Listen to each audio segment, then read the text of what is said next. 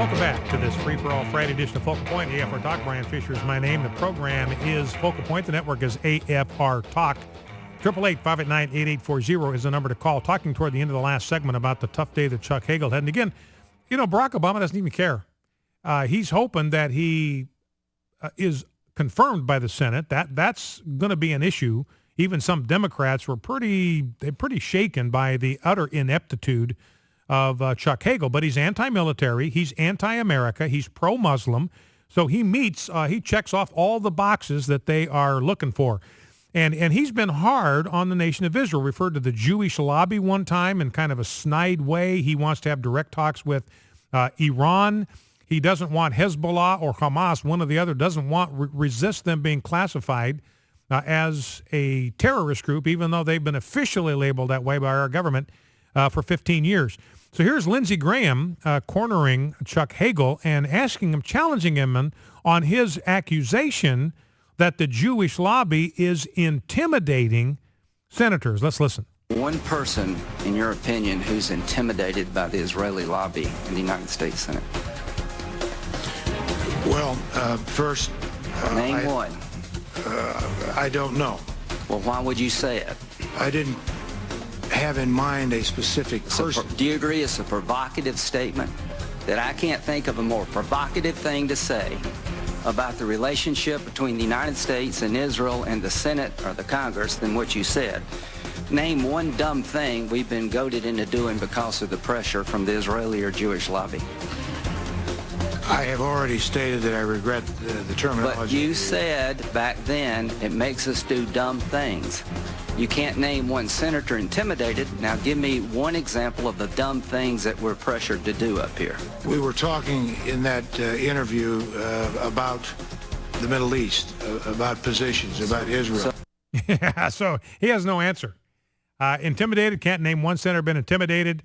We've been pushed into doing stupid things. Can't name one stupid thing that the Jewish lobby has pushed us into. This guy's obviously not qualified.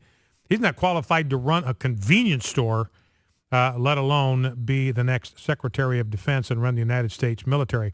Now, Mark Levin, speaking of Islam, I've often said this about Barack Obama. I don't think anybody really knows where he's at. I don't think you can say for certain he is not a sincerely devoted follower of Jesus Christ. No man could do and say and believe the things he does and be a sincerely devoted follower of Jesus Christ. If he is a Christian, he is a Christian purely in name only. It's an utter and total sham because Jesus said, by your fruit you shall know them. The fruit simply is not there. And he's obviously showing great sympathy toward Islam, far more sympathy toward Islam than he shows toward Christianity or to Israel. And here Mark Levin puts his finger on what the problem is here. Let's listen. Now we back the Muslim Brotherhood. And then, of course, our dear friend Michelle Bachmann and Louis Gohmert and 3 other brave members of the House of Representatives ask questions about the Muslim Brotherhood's infiltration in our own government, and they're treated like pariahs. Well, the Muslim Brotherhood has infiltrated our government. It's called Barack Obama. No, he's not a formal member. He's a sympathizer. There, I said it. Prove otherwise. So he says, look, the Muslim Brotherhood's infiltrated the White House in the person of Barack Obama. Now, one of the reasons I like to play Mark Levin clips is I like to give Debbie examples of what I could sound like. And so she can be impressed with the moderation and the self-control that I consistently exhibit. Now, looking at an MSNBC host, and again, this is an MSNBC host, Melissa Harris Perry, and she is actually willing to admit the truth about, she calls them progressives. They're just liberals. They're just socialists like Barack Obama, like Chuck Hagel, like most of the Democrats in the United States Senate. And she is honest enough to admit the truth about what they believe. Let's listen. Before Brown versus the Board of Education, before the 1964 Civil Rights Act, there was Executive Order 9981. President Truman's 1948 directive banned discrimination against military personnel on the basis of race, color, religion, or national origin. And it was considered the first major blow to segregation policy. It is a surprising historical truth that the U.S. military, despised as an engine of war by many progressives, has been a leading institution in America's fight for racial equality. So she describes the military as something which is despised as an engine of war by many progressives, in a moment of candor, telling the truth about liberals in America and what they think about the U.S. military. 888-589-8840. Let's grab some phone calls. Let's go to Sarah, Bella Vista, Arkansas. Sarah, welcome to Focal Point. What's on your mind? Hey, thanks for taking my call. I just wanted to let you know I was reading on our news in Arkansas, and the Senate approved a legislation that would require a test to detect a fetal heartbeat before an abortion is performed. And it won by 26-8, and it's getting ready to go to the House. And I don't know, Governor Beebe is concerned because there's been threats that the opposers of the bill are going to sue because it's unconstitutional. And I just think all the listeners in Arkansas need to, support this bill and call Governor Beebe and let them know, how we feel. Well, that's very good. And that's our winnable war moment for the day. And this was in the Arkansas State Senate, correct? Yes. So now it's going over to the Arkansas House. And these heartbeat bills, and I appreciate that call, Sarah. Thank you for that. A great time to call the governor, Governor Beebe, urge him to sign this thing. If it gets through the House, call your representative. If you live in the state of Arkansas, encourage them to vote for this thing when it gets over to the House. And these heartbeat bills, we have a slogan that's absolutely true. It's not just a slogan. It's a statement of truth. Abortion stops a beating heart. If you've got a heartbeat, you've got a beating heart, ladies and gentlemen. You've got a human being. And a bill that bans abortions after a heartbeat can be detected, and I'm not sure how early in pregnancy exactly a heartbeat can be detected, but it's very early in the pregnancy. It would ban a great majority of the abortions in the state of Arkansas. It's a good bill. It's a great bill.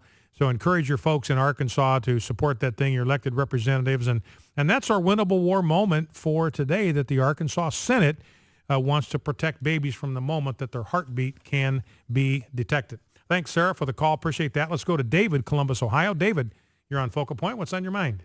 Well, I heard about the Boy Scouts, and I think they ought to get those sodomite lovers off the executive council. One rotten potato stinks up the whole sack, and the Boy Scouts have, let the wrong people in, and they need to clean their own house before they change the whole Boy Scout organization. And about abortion, we've killed more babies in 1 year in the U.S.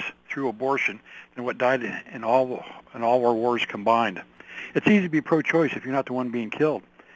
I went to a lot of the John Kerry rallies in Ohio when he ran for president. I held a picture of an aborted baby outside the entrance to his rallies in Ohio. I could not vote for the man. There's no way I could vote for him. But I heard many GIs coming back from Vietnam talk about rape and other atrocities that they did, and I believed them. And I thank God I wasn't there. But I believe John Kerry told the truth on that, even though I don't like the man. I could never vote for him.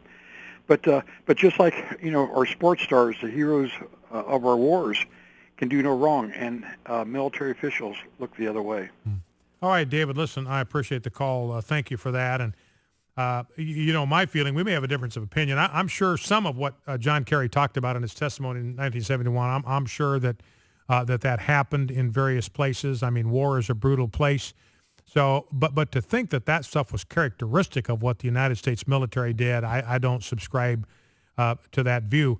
But, Dave was talking about the Boy Scouts, and they received tremendous corporate pressure to make the change in policy that they made that allowed Boy Scout troops to decide for themselves. Now the homosexual activists, the bullies of big gay, are now out there trying to pressure. That's not enough for them.